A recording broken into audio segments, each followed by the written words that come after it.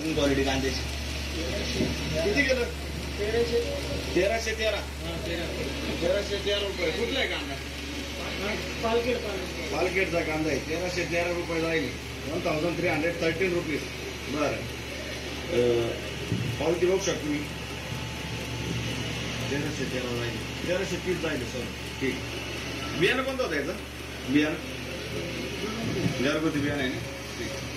पुढे बघू शकतो मी. 1400 रुपये जाईल. 1400 रुपीज. क्वालिटी बघू शकतो मी कांद्याची. 1400 रुपये. कुठला आहे कांदा?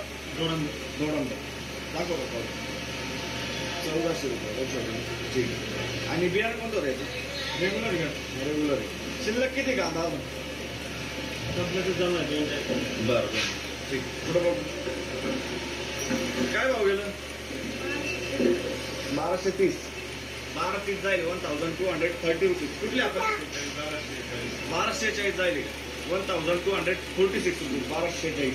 कुठला आहे कांदा? दोडंब. बरं. किती राहील शिल्लक? दोन्ही गाड्या बरं. बियाणं कोणतं होतं याचं? बियाणं घरगुती बियाणं आहे. ठीक आहे. पुढे बघू शकतो तुम्ही. 50 ते 55 साईज आहे. मीडियम साईज मध्ये कांदा आहे. काय भाव गेला?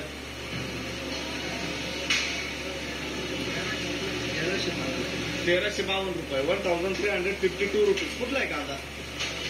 सावरपाडा. आणि बियाणं सावरगाव. अच्छा. आणि बियाणं कोणतं होतं? घरगुती बियाणं आहे. सावरगावचा कांदा आहे. बघू शकतो क्वालिटी. एक साईज.